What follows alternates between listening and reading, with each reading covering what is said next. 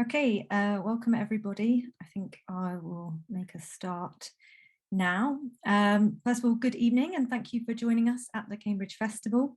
My name is Dr. Shauna Concannon and I'm a researcher here at the University of Cambridge, based at the Centre for Research in the Arts, Social Sciences and Humanities. So, okay, let's get started. Speaking with authority. First of all, I work on the Giving Voice to Digital Democracy project, and this looks at the societal and ethical implications of language-related technologies. So from social media to dialogue systems, conversational agents. And I'm an interdisciplinary researcher that works at the intersection of linguistics and computer science and psychology. I'm interested in how humans communicate and use language and how this relates to knowledge. And in particular, I research interactional, social and technical mechanisms that underpin communication, particularly relating to information.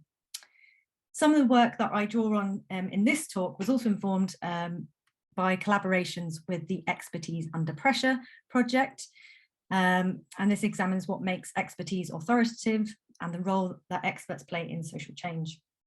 Both of these projects, the Giving Voice to Digital Democracies and Expertise Under Pressure, are funded by the Humanities and Social Change Foundation, part of the New Institute. So on to today's talk. We're living in a time where that is characterized really by multiple crises. We have humanitarian disasters, climate emergency, through to health and financial crises. Quite an unprecedented amount that is happening that we are as humans trying to make sense of and work out how to adapt and change our behaviours in response to it. In times of crisis, the need for good quality information and to be well informed in order to adapt our behaviours becomes increasingly pressing.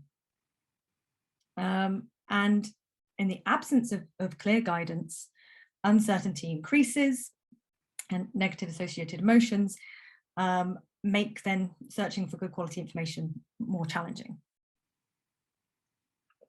And this can be additionally problematic in light of the digital communication ecology, which presents additional challenges in terms of the ways in which we can access and assess the quality of information. So the different routes for dissemination, a wide variety of sources, often conflictual, misinformation, disinformation campaigns, and just simply the overabundance of information can make it difficult. So the public are called upon to make assessments of who to trust, who will influence them as they decide what behaviours to adopt.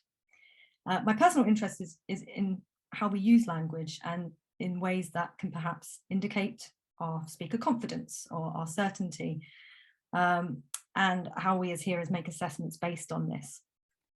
So at times it might be important to be honest and demonstrate uncertainty, but what are the consequences this has in terms of how credible we sound?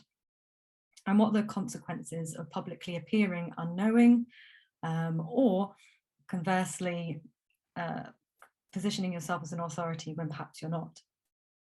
So we'll think a little bit about the social structures that underpin and influence these types of interactions. And I'll begin by thinking about studies of language use in action and how they can shed light on how we engage with information and make assessments of knowledge. And then I'll go on a little bit to talk about science communications in relation to the COVID-19 pandemic. So first, let's get back to the kind of fundamentals of how opinions are articulated and negotiated in everyday talk. And I'm going to start looking particularly at face-to-face interaction.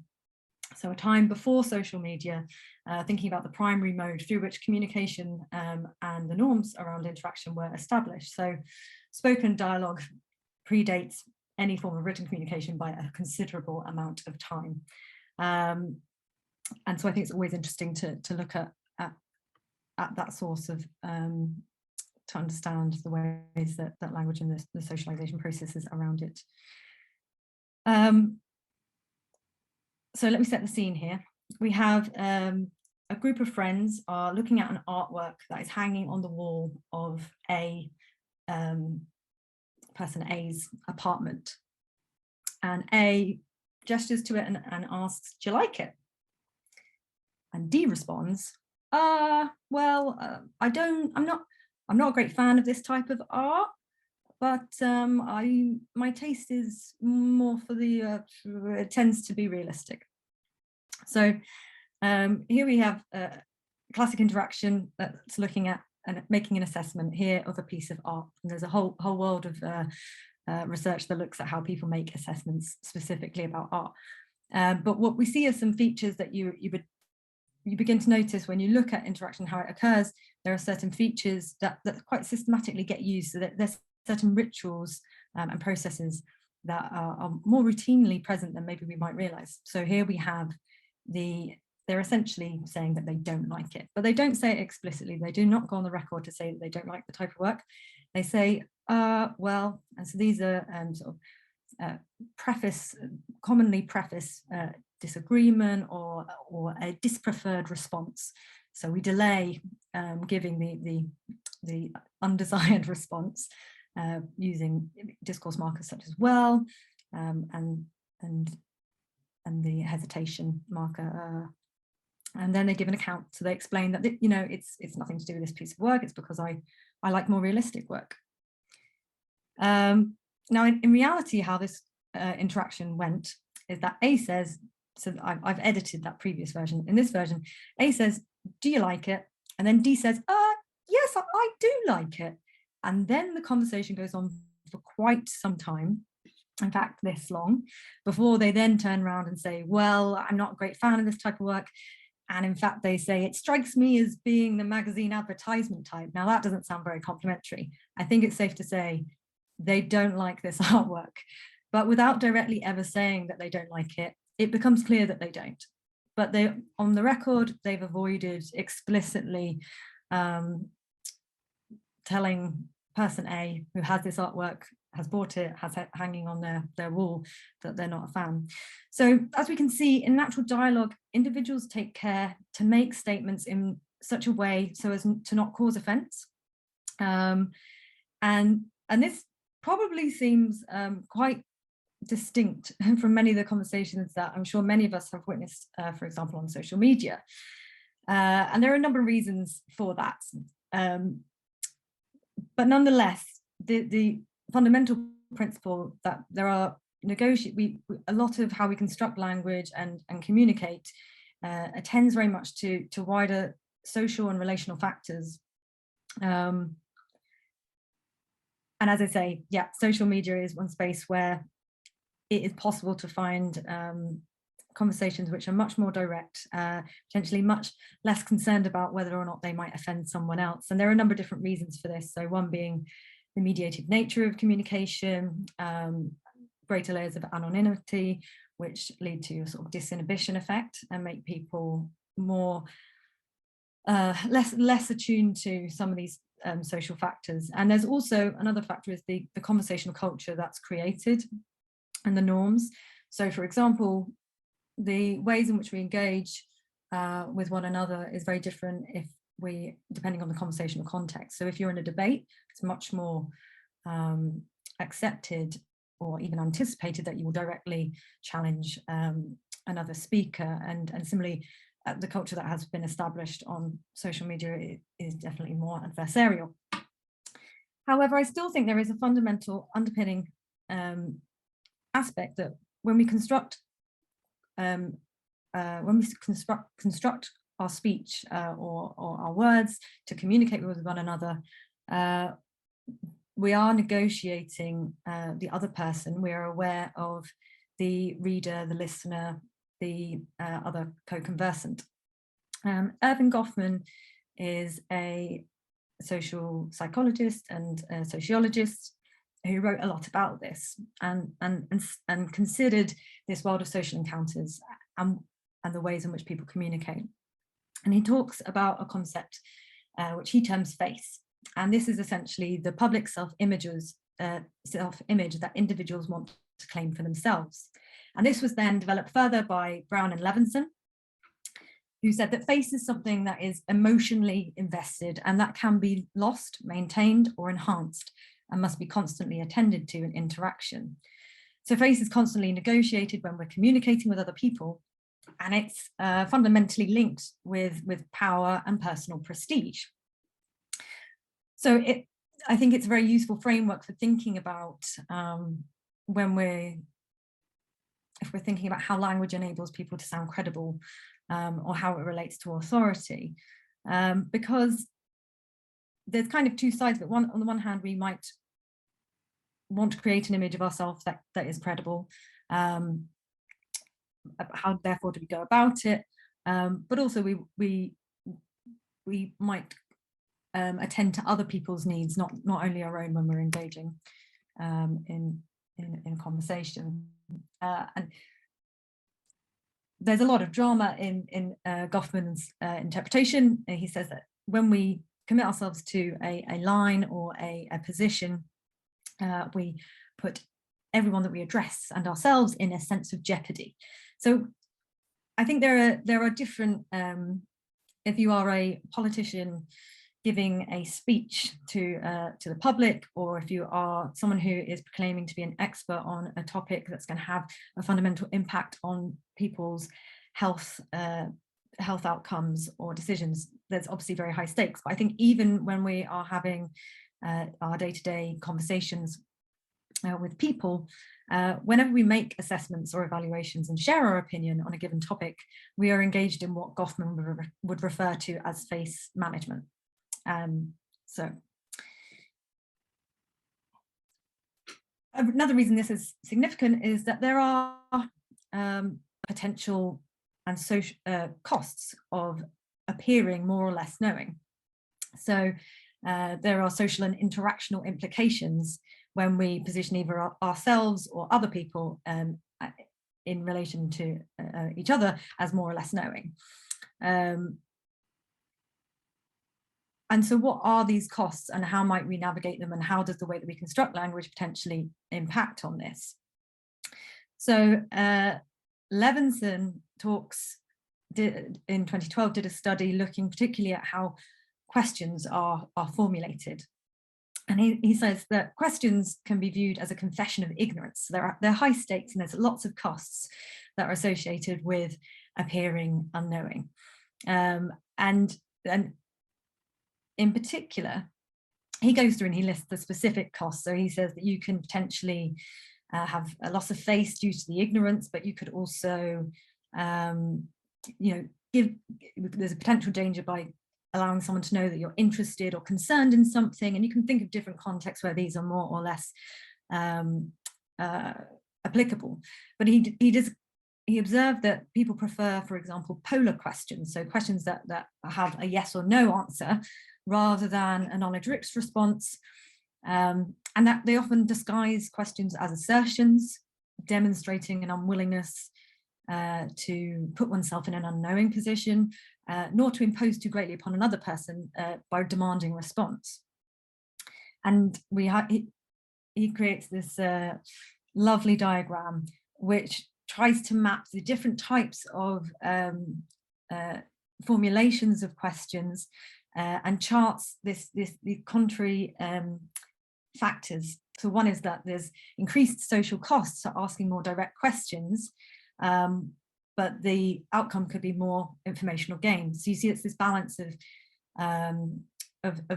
balancing costs and benefits. But there are benefits also of appearing unknowing.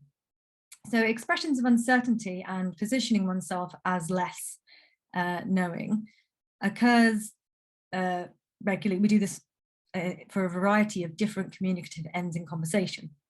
And in dialogue, it can actually be quite productive for certain contexts. So for example, in deliberation, more tentative constructions encourage collaboration and co-construction of ideas. So for example, if you open a conversation by saying, do you think vaccine passports are a good idea? Or if you open it by saying vaccine passports are a good idea, the likelihood is that by using the more tentative construction, there will be a much more expanded dialogue afterwards, more deliberation, people consult more possible alternatives in experimental work that has strategically manipulated that I did for my PhD. So epistemic uncertainty can drive sequences. So positioning yourself as unknowing can be productive and lead to ongoing discussion, open up the dialogue space, and lead to more consideration of alternative possibilities. Another factor that where this is quite important, of being unknowing, or at least being precise over what is known and what isn't known, is in regards to accuracy. So this quote here at the top is a sample from an academic article and in a scientific text, and it's in a paper by Ken Hyland written in 2005.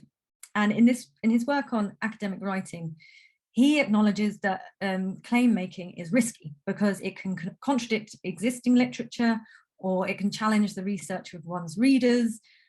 So arguments must kind of be accommodated, must accommodate these readers' expectations.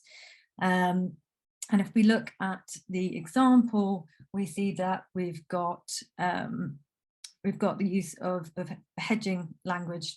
So our results suggest, and it may cause the temperature episodes usually result. So it's being quite cautious to not overstate, not be like, this always happens, this, the opposite. So hedges essentially create that little bit of room in language so that there's space for approximation.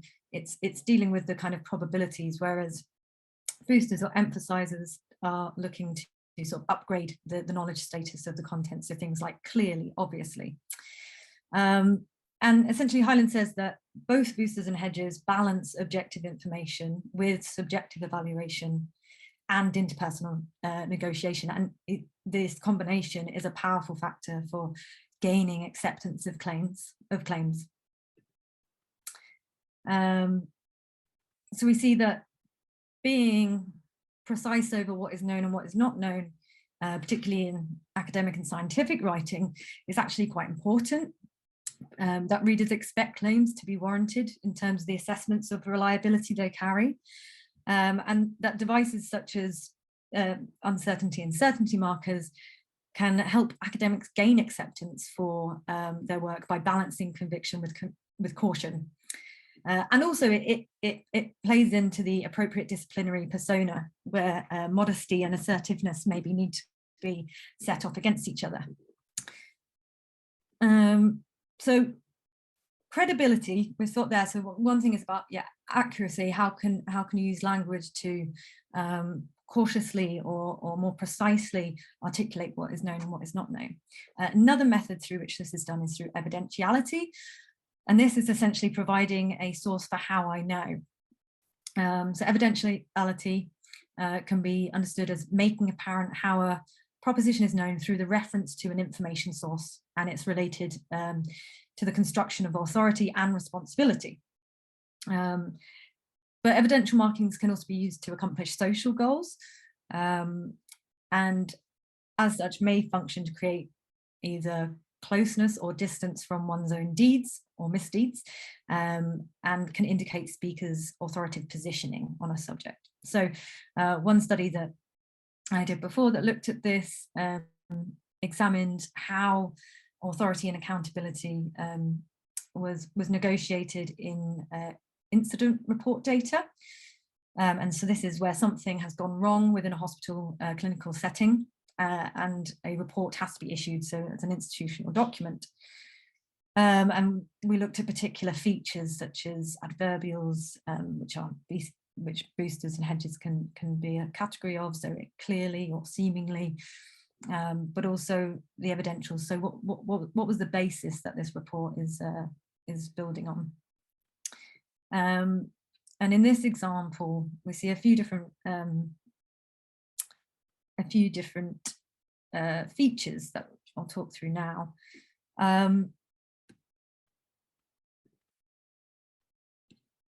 So I suppose a thing to note here is what's at stake. So these are this is the context here of this is it's a written document. So the author is not going to be present when it's being reviewed, but also that there are potentially consequences, who is going to be held responsible or potentially blamed for errors.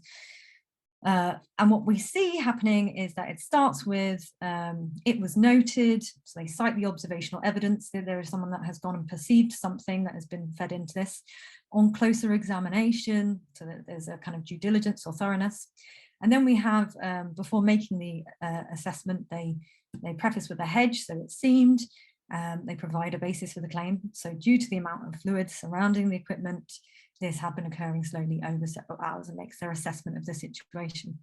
And when we looked at the this, one of the things that we found kind of systematically happening was that the in incidents where there was a particular a culpable individual, so we had two different types of incidents, but where there were ones which had a culpable individual, they were much more likely to be written in this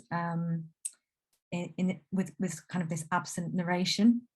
So the lack of personal references to I, or naming particular other people, like the nurse or etc. So they kind of obfuscate themselves from the narrative, and clearly this relates to there are direct issues and chains of accountability relating to this. And I think when people evidence claims, we've got to take that kind of what's at stake essentially. What's the permanence? Is it written? Is it spoken? How is this going to be inspected? And yeah, what's at stake for being on record and stating your case. So evidencing claims is one way that we provide a basis and cite evidence which can help inform credibility. But what goes on record and the potential consequences helps us kind of see how these techniques can be used in the strategic case of the absent narration to distance from responsibility. So now to move on to talk a little bit about the work that we've been doing looking at the scientific communications around COVID-19.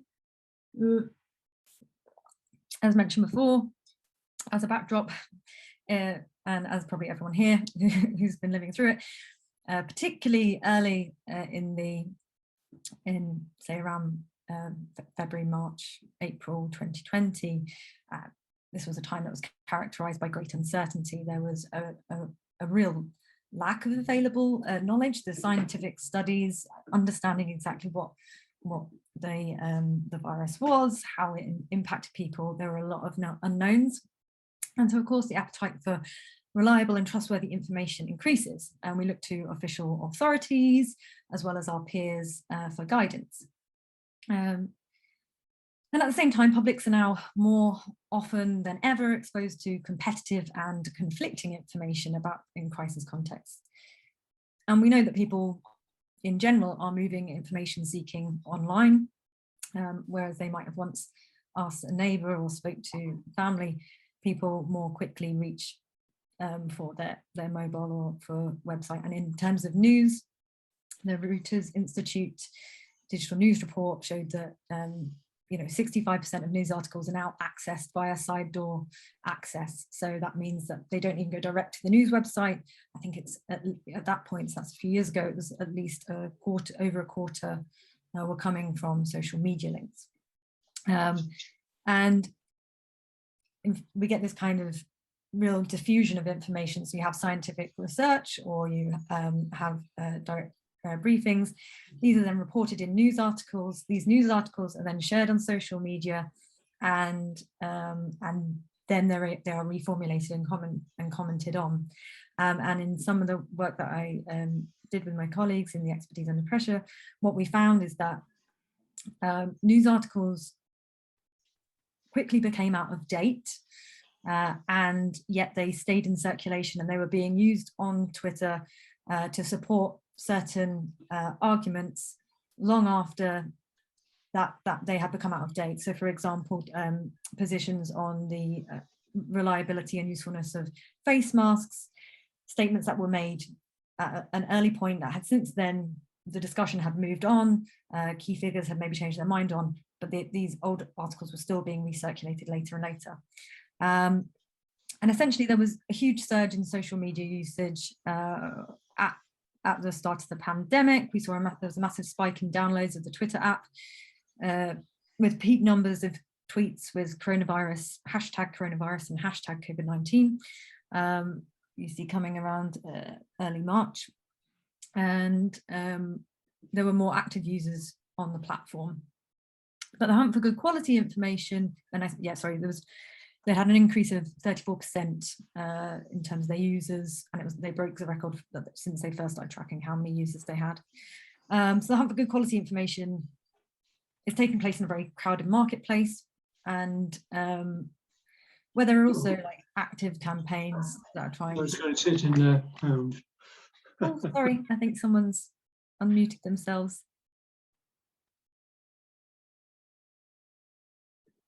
Unless it was a question, but if it is, pop it in the chat. So one thing to think about here, I suppose, is scientific uncertainty, and this is a real challenge in relation to the pandemic.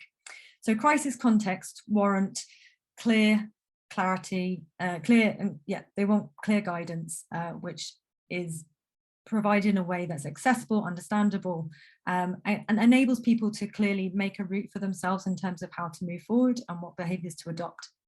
Scientific research and scientific knowledge is founded on uncertainty. I really like how Janssen, Hendricks and Jukes put it here, but it's intrinsically uncertain, it is tentative and provisional, and scientific claims can only be warranted by the best currently available knowledge, and therefore they can be refuted by future evidence at any time. So that scientific knowledge is called to be tentative forever. So this is challenging because people want clarity. It makes sense when there is lots of uncertainty and you're unsure how to move forward. Wanting to know quite clearly, is this a risk or is this not a risk, is obviously ideal, because then I can make a judgment based on that. But if in reality it's like, well, we're not, understandably unsure because A, there's not enough data, we haven't done the studies yet, or even if we have done the studies, we can say that we're confident to a certain degree. Is that enough for people to then base their actions on? And often it's not communicated in quite that way. It might not be given in its full sense, it might be given in a summarized form. So thinking a little bit about authority, so there is this two types of authority that I think are relevant here. One is the conferred authority, which perhaps a political party or a political figure, and then there's the perhaps other forms of power and influence, which may be related to expertise, may be related to status and positioning, and of course that can take many forms now, because there are people who have hundreds of followers on social media and have built up their status in that, which maybe is taking new forms of indicators for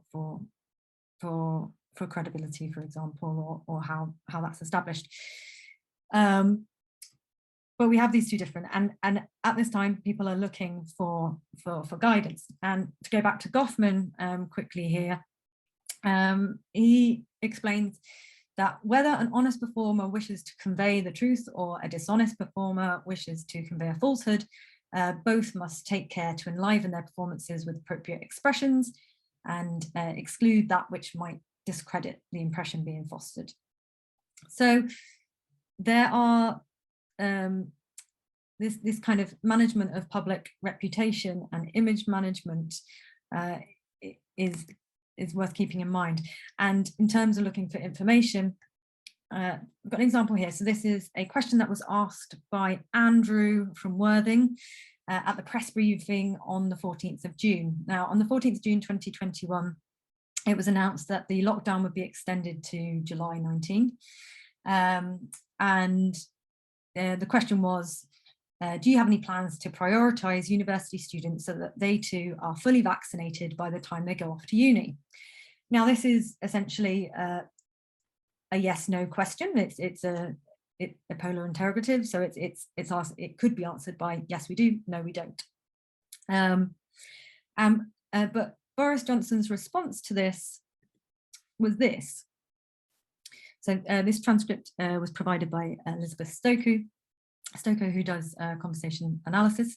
So I'll talk through a little bit the marking. So in the brackets we have pauses. One would equal 1 second. So these are milliseconds. And what we get is thanks very much, Andrew. Well, actually, what we're saying today, I'm not going to read it all out because it would be painful. It's a very long answer. There are a lot of pauses, there is a lot of hesitancy, and it doesn't answer the question. So it's very evasive. And that's, you know, in the public briefing, people are looking for straightforward answers. This is not that. And there, you know, there are questions around what is the role of politicians versus scientists, and these are very different forms of communication.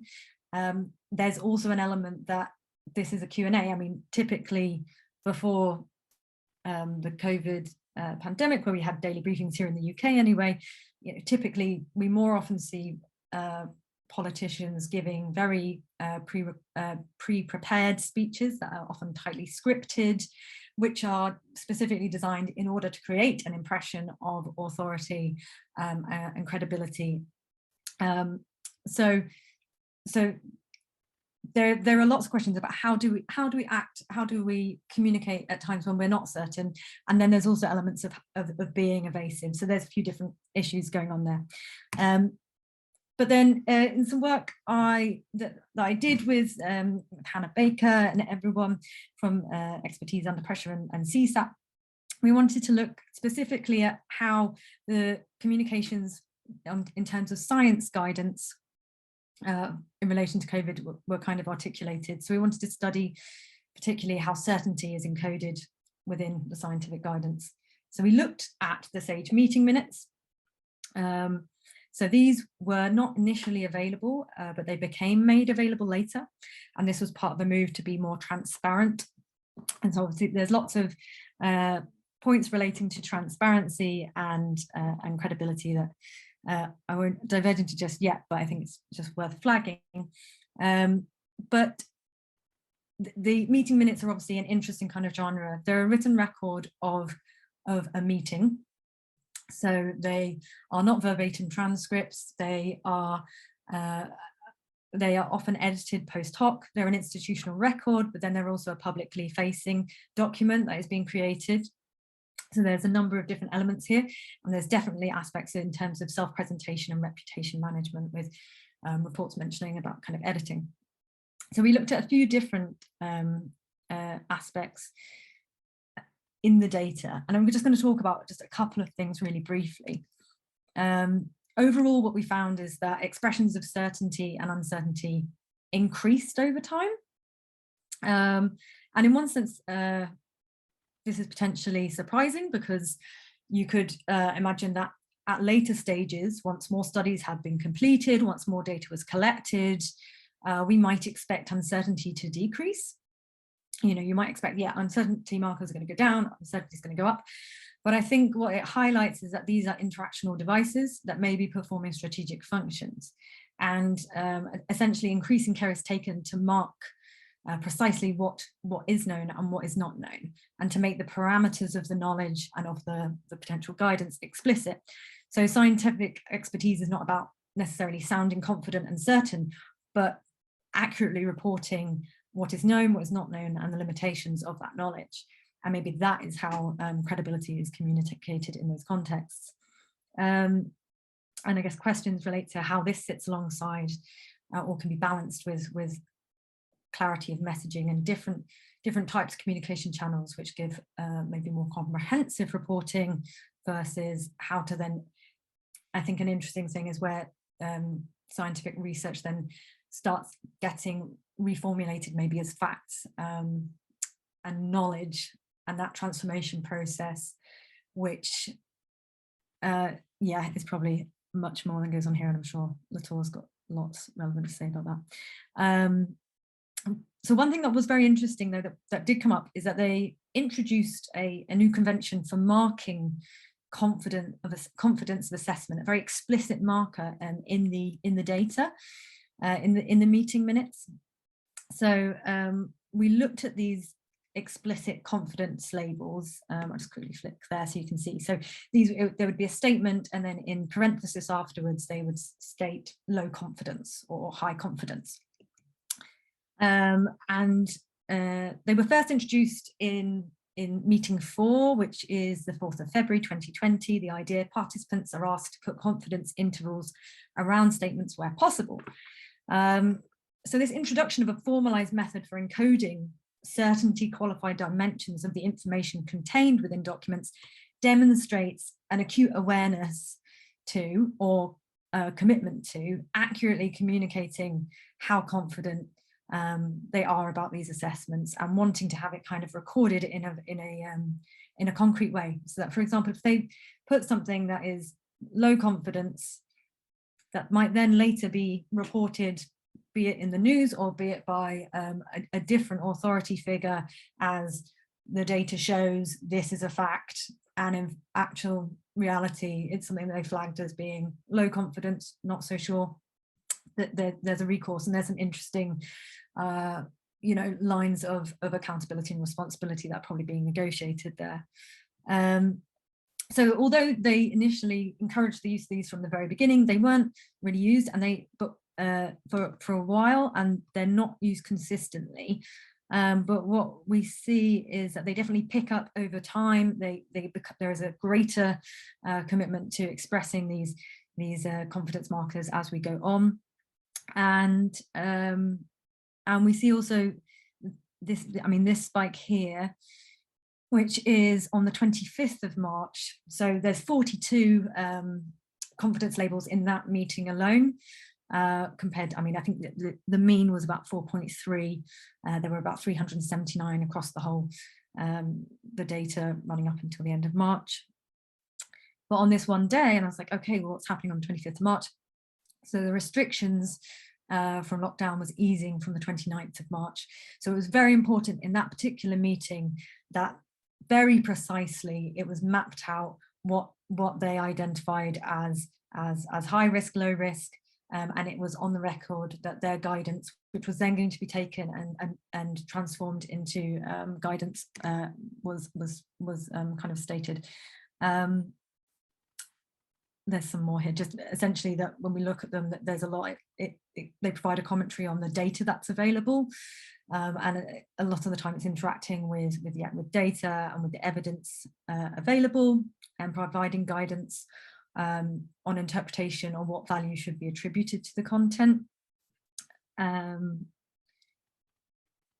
Yeah, so yeah, there's often used to kind of highlight uncertainties in the data or limitations to a model. So that it's interesting how these are used strategically to provide act as a kind of metadata in terms of commentary on primary sort of like evidence sources. So I'm going to wrap up because I've realised the time I've run over. Apologies, and I want to leave some time for questions. So just a few points to probably recap, hopefully, or remind me what I've been talking about. But essentially, successful.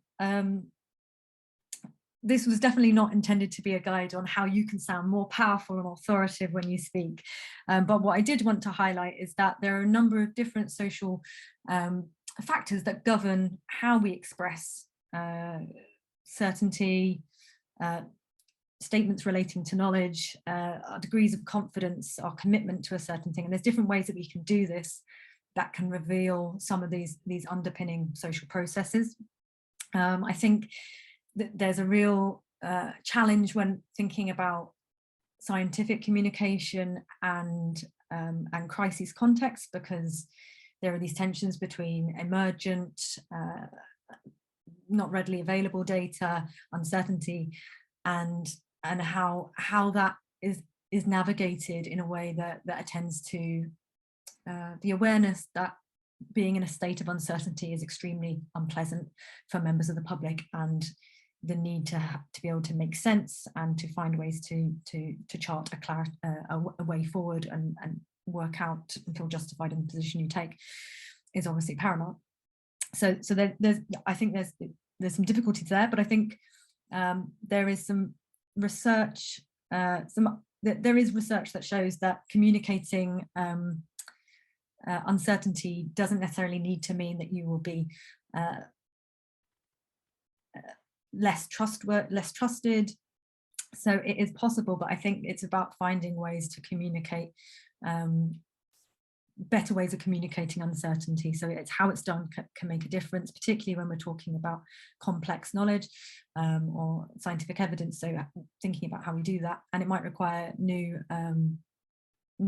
formats for thinking about how we encode, how we express uncertainty. So I think, you know, the confidence intervals there are a relatively simple innovation, but you saw how they came in, and thinking about how there are different metrics for ensuring that there are ways to indicate the verifiability or the trustworthiness or the basis of things, and how we can support, particularly in the digital context, ways to encode provenance and verifiability in more systematic ways is probably worth considering. So I will stop there, and if you have any questions, please either raise your hand or type them in the chat.